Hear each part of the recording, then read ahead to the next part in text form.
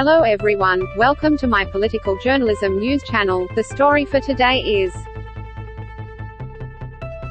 Ukraine's official Twitter account wants Russia to be removed from the platform. YouTube is facing scrutiny for allowing a Russian broadcaster who is widely viewed as part of the country's propaganda machine to continue making money from ads on the video site.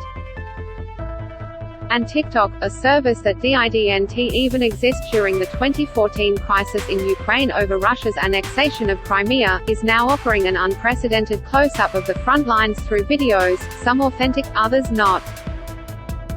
Social media companies have in recent years grappled with how to handle misinformation and conspiracy theories about a pandemic, a fraught U.S. presidential election and an insurrection, often while facing intense criticism from lawmakers for doing too little or too much. Now, the platforms are scrambling to confront a growing list of challenges, some of which appear to be almost unheard of in their histories, as war unfolds in Europe. On Thursday, Twitter faced a new kind of moderation decision when the verified account for the country of Ukraine posted, "Hey people, let's demand at Twitter to remove Russia from here. They should not be allowed to use these platforms to promote their image while brutally killing the Ukrainian people at Twitter support." Twitter spokesperson Trenton Kennedy declined to comment on whether Twitter might remove the official Russian account referenced in the tweet, or the Kremlin's verified account, from the platform. That question of should we let state actors that prevent their own citizens from seeing the free expression on these Western social media platforms have the right to use those platforms as mouthpieces for their own propaganda is a really nuanced and complex topic, Renee DiResta, technical research manager at the Stanford Internet Observatory, told CNN Business. Other challenges from the conflict are familiar to the major platforms, such as how to prevent the rapid spread of misinformation. But given the life-or-death circumstances and Russia's history of deploying propaganda and covert online manipulation, the stakes are heightened. After Russia's invasion of Ukraine officially began, social media was flooded with photos of bombed-out buildings, first-person accounts from Ukrainian civilians fleeing their homes, and even videos purporting to be from soldiers engaged in the fighting. Users were left to sort through what might be real or old, fake or manipulated content meant to sow confusion and discord in a conflict that is being waged in part through the use of propaganda. In some other cases, clips from video games or videos from old conflicts recirculated on the platform, purporting to show what was happening in Ukraine.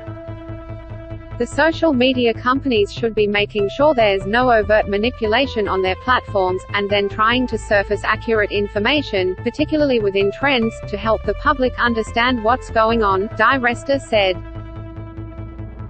In these moments, there is always going to be something that gets through, unfortunately, so I think the platforms being as transparent as they can be is very important. Twitter and Facebook parent company Meta both told CNN Business that they have teams monitoring for misinformation, coordinated inauthentic behavior and other potential issues related to the conflict. TikTok did not respond to requests for comment about its response to the war on their platforms. Even with those preparations, there have already been some missteps. Twitter faced backlash in the days leading up to the invasion for having briefly removed the accounts of open-source researchers who had been sharing information on the platform about the movement of Russian troops and equipment. Twitter's head of site integrity, Yoel Roth, said on Twitter on Wednesday that the removals were due to a small number of human errors made as part of an effort to enforce the company's policies against manipulated media. Twitter's top priority is keeping people safe, Twitter spokesperson Trenton Kennedy said in a statement. As we do around major global events, our safety and integrity teams are monitoring for potential risks associated with the conflict to protect the health of the service, including identifying and disrupting attempts to amplify false and misleading information and to advance the speed and scale of our enforcement. Twitter on Thursday and Friday had its executives promoting live audio discussions on Twitter Spaces about the conflict being held by reporters at major news outlets. The company also shared a series of safety tips for users on the ground in Ukraine or Russia, and curated a Twitter moment where it is compiling the latest updates from reliable sources. Twitter also launched a feature allowing users to affix a sensitive content warning to photos and videos they tweet, and on Friday paused advertisements in Russia and Ukraine to ensure critical public safety information is elevated. On Facebook, the war in Ukraine has yet to be added to the platform's crisis response page as an event where users can mark themselves safe.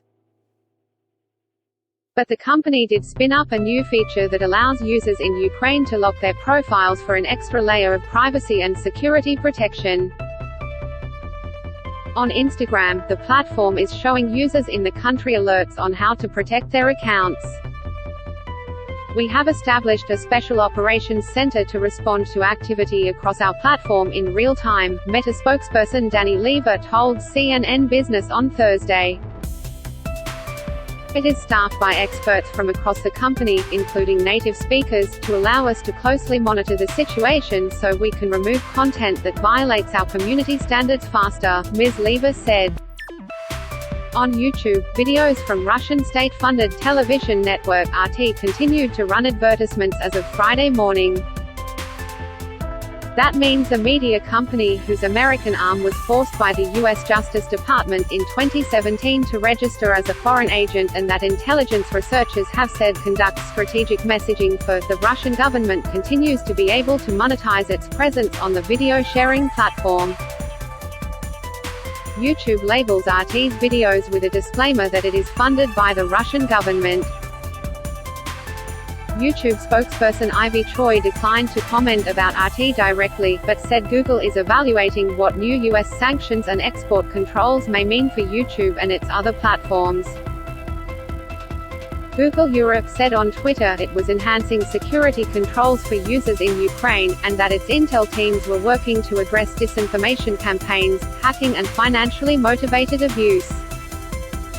On YouTube, we're prominently surfacing videos from trusted news sources and working hard to remove content that violates our policies, Google said. Over the last few days, we've removed hundreds of channels, thousands of videos. Taking action on Russian accounts carries its own risks for the platforms, however. On Friday, the Russian government moved to partially restrict Facebook access in the country after accusing the platform of unlawful censorship. Russia's Ministry of Communications claimed Facebook had violated the rights and freedoms of Russian citizens when the social network on Thursday allegedly clamped down on several Russian media outlets on its platform.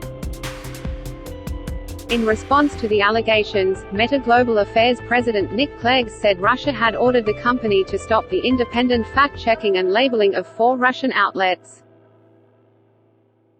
"We refused," Clegg said in a statement. "Ordinary Russians are using our apps to express themselves and organize for action."